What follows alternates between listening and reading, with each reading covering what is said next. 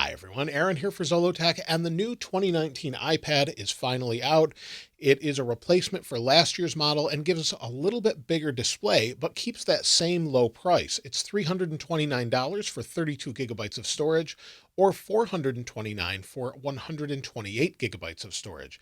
If you'd like cellular data with the iPad, add $130. So it's actually a really good value. Now remember, the first iPad was $499, so this is pretty good compared to what we got back then. Let's go ahead and unbox it. Now this iPad comes in 3 different colors. I picked up the space gray, but it also comes in gold and silver, just like all the other iPads. So as you can see here, this is the 32 gigabyte model, and like I said, it comes in at $329. Now there's already discounts on Amazon and other places, so I'll link those in the description so you can check that out if you want to get your hands on one of these. Now let's go ahead and take the wrapper off here. So here is the iPad itself, and it looks very much like the iPad Air box. We'll set the iPad itself aside for just a moment. And inside, we get a USB to Lightning cable, just as we would expect. And we've got a little bit of documentation here. So it says iPad. It's telling us how to use it a little bit, a little warranty, and then some pretty small Apple stickers. So we'll set those aside. Now we've got a power adapter here as well, and this is the 12-watt power adapter. So it's not a fast charging adapter, but this is what most iPads include unless it's an iPad Pro. So let's go ahead and take the wrapper off.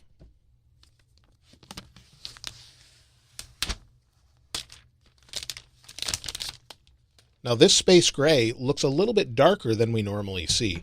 In fact, it's very dark compared to last year's iPad. So here is a 2018 iPad in space gray, and you can see it has the black bezel. That's how you can tell easily, and the color is space gray. So it's a much darker space gray. In fact, it's closer to what we have as far as the Magic Trackpad for the iMac Pro. So it's a very dark space gray. I think it looks great, and I like it in this darker color. Compared to the new iPhone 11 Pro, it kind of matches that a little bit closer. You'll see they're a little different as far as the shades, but that gives you an idea as far as the darkness. Now what makes this one a little bit different is it's a 10.2-inch display compared to last year's display. It's 2160 by 1620 with 264 pixels per inch, which is the same as most of the other iPads in the lineup. Now this version of the iPad gets the A10 Fusion processor along with the M10 coprocessor. There is no neural engine. Now around the outside, we've got our volume buttons on the right-hand side, of course, and then on the top, we have our power sleep wake button. In the middle, there's a little microphone, and then we have a headphone jack still, so that's pretty nice. Along the other side, we now have the smart connector on the regular iPad. So all of the iPads have the smart connector except for the iPad mini, and this allows us to use things like the keyboard. And this actually is the same size iPad as the iPad Air, and I'll show you that in a moment. On the bottom, we've got our speakers. They're stereo speakers, and we've got a Lightning port here at the bottom. So the Lightning port is how we'll charge until they move everything over to USB-C, maybe one day, but that's a pro feature right now. Now on the back, we have a camera, and this isn't a very impressive camera. It's an 8-megapixel camera that is f2.4 as far as its aperture, and it's a 1080p video camera. And while that's booting up, we'll take a look at the front camera, and the front camera is very low resolution. It's just a 1.2 megapixel FaceTime camera. It records in 720p, so it's not very good. It's basically good for FaceTime only, and maybe a few funny pictures or things like that. The iPad Air actually has a 7-megapixel camera in the front. Now this display is a little bit different than last year's display. It's a 10.2-inch display, but it's not laminated, so it's actually below the glass. So that should make it a little bit easier to repair, but these iPads are getting so cheap, used or refurbished, that honestly it's probably cheaper just to buy another one. Now, before I set this iPad up, there's a couple more things to know. This has Wi-Fi 802.11a, b, g, n, and AC, and it also has Bluetooth 4.2. It does not have Bluetooth 5.0. If you have the cellular model, you also get some GPS functions. Now, it has a 32.4 watt-hour battery, which should be good for 10 hours of usage, just like any other iPad. But let's go ahead and set it up, and then we'll talk about how it's different than last year's model and how it's the same almost to the iPad Air. Of course, this iPad, as you may have already seen, has Touch ID. So we'll go ahead and hit continue.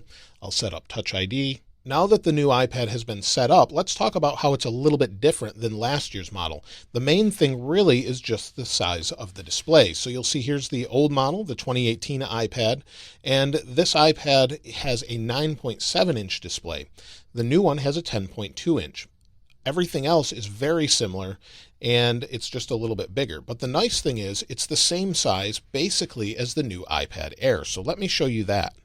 Now, when we compare the 2019 iPad side by side with the iPad Air, they're not very different as far as size. In fact, the height and the width are identical, 9.8 inches high, 8.8 inches wide. The only difference is their depth. So the iPad Air is ever so slightly thinner due to that laminated display.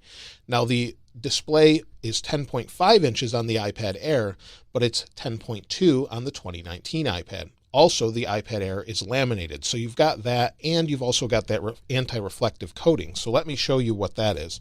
So the anti-reflective coating is on the iPad Air. It's not on the 2019 iPad.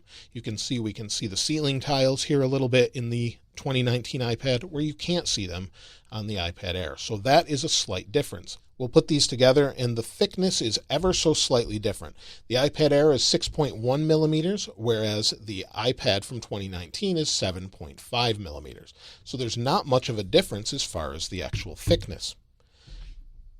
The other thing you do get with the new iPads is you get Apple Pencil support, but it's first generation Apple Pencil support. The only devices that support the new second generation Apple Pencil is the iPad Pro line. So only the 2018 iPad Pros support the second gen Pencil. It's not supported on any of the other iPads that are currently available. Now, the interesting thing is the new iPad comes pre-installed with iPad OS or iOS 13.1. You'll see if I rotate here, I can slide in the widgets. It's already got it pre-installed. And if I go to settings, you'll see in the upper right here, it says 13.1. It's already pre-installed on this iPad. So they had it on this before they shipped it apparently, or it got updated at another time. When I set it up, it didn't ask me to update or anything like that. And so this iPad should be really nice for educational markets. It's even cheaper at $299. And again, you can get these on discount from places like Amazon, for example, for $40 off starting today. And it's just barely coming out. So it's a really nice deal, especially if you've never used an iPad. And then, of course, you'll have to buy an Apple Pencil if you want to use that for about $100.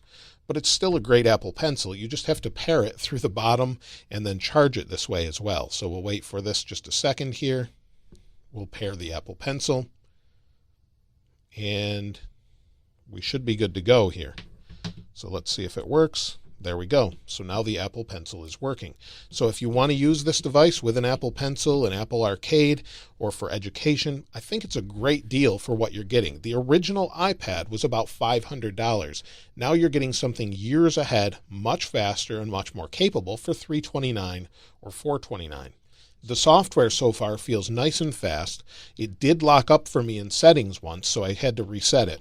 But overall, the experience is great. The rest of that is going to be bugs of iOS 13. So I think it's pretty good overall. It's a solid device, and you should be able to get a smart cover pretty reasonably, or you can use that keyboard attachment and use an external keyboard case, which is quite expensive, about half the price of the iPad.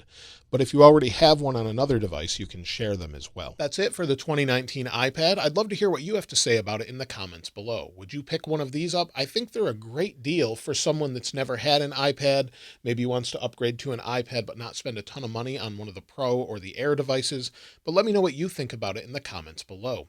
Of course, I'll link this wallpaper as well in the description, as I always do. And if you haven't subscribed already, please subscribe and hit that notification bell if you'd like to see more of these videos as soon as they're released. If you enjoyed the video, please give it a like. As always, thanks for watching. I'll see you next time.